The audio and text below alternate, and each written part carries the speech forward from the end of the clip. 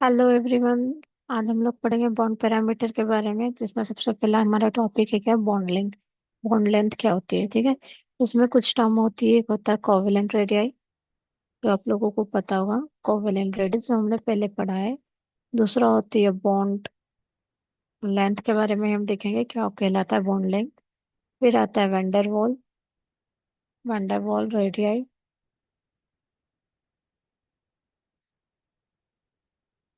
Radii, ठीक है। एक होता है internuclear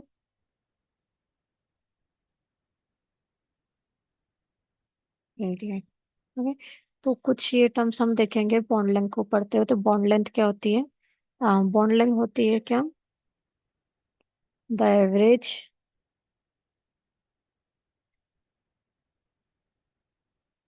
distance between the centre of the nuclei of two bonded atom in a molecule, ठीक है। तो बॉन्ड लेंथ क्या होता है? बॉन्ड लेंथ होता है जो एवरेज डिस्टेंस होती है between the centre of the nuclear, जो न्यूक्लियर के सेंटर्स होते हैं उनके बीच में, जो बॉन्डेड होते हैं मॉलिक्यूल के साथ, ठीक है। तो क्या कैसे समझेंगे हम? जैसे मान लो ये दो क्या है, एटम है जो बॉन्डेड है साथ में। तो ठीक है, इसकी यहाँ से यहाँ तक होगी रेडियस, और इस वाले की यहाँ से यहाँ तक होगी। तो ये जो टोटल रेडियस है, इसको हम क्या कहते हैं? बॉन्ड लेंथ, ठीक है। इसे क्या कहेंगे? हम बॉन्ड लेंथ कहेंगे, ठीक है। मान लो टोटल पूरी जो है, इसको हम आर से अगर डिनोट करते हैं, ये जो पूरा टोटल है इसको अगर हम आर से डिनोट करते हैं, तो आर भी, आर किसके इक्वल होगा? आर किसके इक्वल होगा? यहाँ से यहाँ तक हम ए मान लो, यहाँ से यहाँ तक हम बी मान लो। आर किसके इक्वल होगा? ए प्लस बी। और अगर हम रेडियस के टर्म में लिखे तो इनको R A plus R B लिख सकते हैं, ठीक है। तो अगर हमें रेडियाई बॉन्ड लेंथ निकालनी है, और अगर हमें बॉन्ड रेडियाई पता है दोनों एटम की, तो दोनों एटम को हम प्लस करके क्या निकाल सकते हैं? रेडियाई निकाल सकते हैं, ठीक है। इतना क्लियर है? आगे बढ़ते हैं। एक हमने पिछले सेक्शन में पढ़ा था कोवेलेंट रेडियाई वगैरह के बारे में, और वैन वाल के बारे में, ठीक है। ये दो अलग अलग एटम है हमारे, ठीक है। ठीक, इसमें हमने देखा था सबसे पहले कि इसमें अगर हम देखें तो यहाँ से देखते हैं, ये जो रेडियस होती है, जस्ट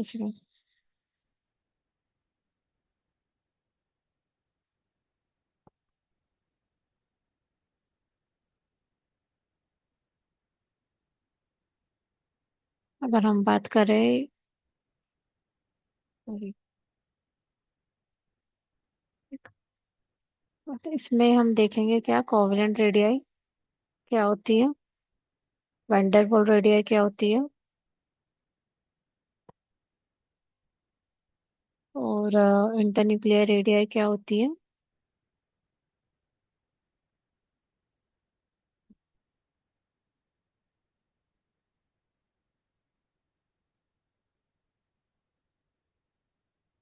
ठीक है, अब ठीक है।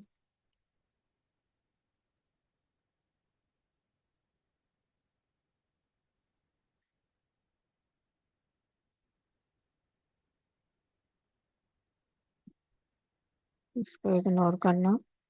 रेडियस की बात करते हैं हम लोग, तो सबसे पहले देखते हैं हम लोग वैंडरवाल रेडियस क्या होती है, ठीक है। तो वैंडरवाल की जब बात करें तो इस वाले एटम का जो सेंटर है, इससे यहाँ वाले जो एटम का सेंटर आएगा, ठीक है। ये वाला जो लाइन है, इसका हाफ कहाँ पे होगा? यहाँ पे होगा। तो यहाँ से यहाँ तक की जो रेडियाई है, हाँ, यहाँ तक की जो रेडियाई है, वो क्या कहलाती है हमारी? वैंडरवाल रेडियाई, ठीक है। क्या कहलाती है? वैंडरवाल रेडियाई। इसको क्या कहते हैं हम? हाफ ऑफ इंटरन्यूक्लियर डिस्टेंस भी कहते हैं, ठीक है। क्योंकि ये जो लाइन है हमारी यहाँ से यहाँ तक पूरी, ये हमारी होती है internuclear distance. Internuclear distance. और half of the internuclear distance हमारा क्या होता है, वेंडर रेडियाई होता है। ठीक है, इतना क्लियर है। अब होता है क्या, बॉन्ड लेंथ की अगर बात करें तो बॉन्ड लेंथ हमने क्या देखा, इस वाले की रेडियस से इस वाले की जो रेडियस है, ठीक है, ये हमारी क्या कहलाती है, बॉन्ड लेंथ कहलाती है।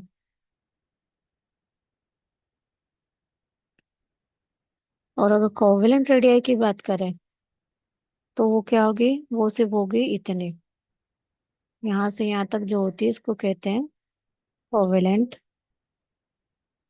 Covalent radius. ठीक है, क्लियर है इतना। कोवेलेंट क्या होता है, बॉन्ड लेंथ क्या होता है, देन इंटरन्यूक्लियर वैंडरवाल क्या होता है। ठीक, अगर आपको कोवेलेंट रेडियस निकालना है, कैसे निकालोगे, कोवेलेंट रेडियस अगर निकालना है और अगर आपको दे रखी है बॉन्ड लेंथ, तो आप क्या करोगे, मान लो बॉन्ड लेंथ जो ये है, ये दे रखी है 198, 198 पिकोमीटर।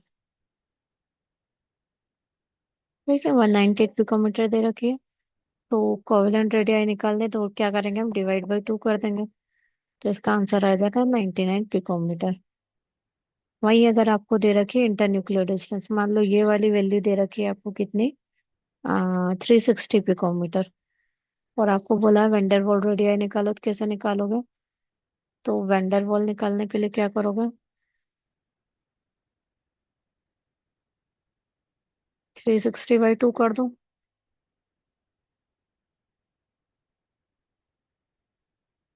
क्या करोगे, 360/2 कर दो। ये करने से क्या आएगा, आपकी जो वैल्यू है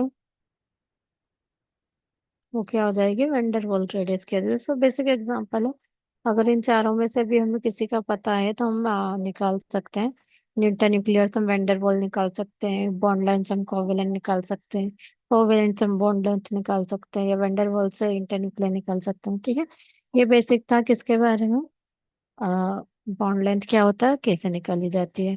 अगर हम कुछ बेसिक केस में देखें तो बॉन्ड लेंथ कैसे निकलती है, कुछ बेसिक एलिमेंट की जो बॉन्ड लेंथ होती है वो क्या होती है, हाइड्रोजन, सॉरी कोवेलेंट रेडियस देखते हैं, कोवेलेंट रेडियस हाइड्रोजन की कुछ क्या होती है, 37 होती है। ठीक है, और ये सारी किस्में पिकोमीटर में।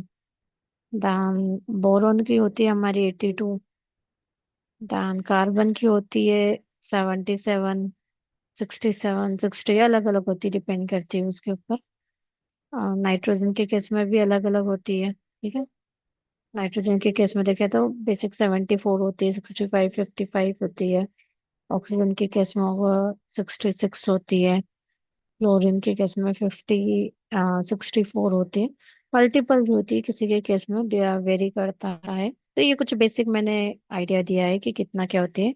बॉन्ड लेंथ के केस में अगर बात करें तो बॉन्ड लेंथ कितनी क्या होती है, ये था कोवेलेंट, कोवेलेंट रेडियाई। ये हमारी क्या है, बॉन्ड लेंथ। बॉन्ड लेंथ कितनी होती है, ओएच के केस में अगर हम देखें तो होती है 96, सी एच के केस में देखें तो होती है 107, सी एन के केस में देखते हैं तो 143, ऐसे ही सी डबल बॉन्ड एन के केस में देखें तो होती है 116। ऐसी कई सारी है, just this are just for the example. ठीक है, तो आज हमने क्या क्या देखा है, बेसिक बॉन्ड लेंथ क्या होती है, ठीक है, उसमें क्या क्या चीजें हमने देखी है, बॉन्ड लेंथ की डेफिनेशन देखी है, डायग्राम देखा है, देन ऑल दिस थिंग्स हमने देखी है, कैसे काउंट होता है ये दिखता है। आगे बढ़ेंगे फिर फैक्टर जो अफेक्ट करते हैं बॉन्ड लेंथ को, जैसे मल्टीप्लिसिटी हो गया, देन बॉन्ड साइज हो गया एटम का। ठीक है, तो ये करेंगे हम नेक्स्ट क्लास में, उसके बाद करेंगे हम बॉन्ड एंगल। ठीक है, समझ में आया हो तो लाइक से सब्सक्राइब करें, कुछ टॉपिक आपको समझ ना हो तो एक जरूर बताएं। Thank you.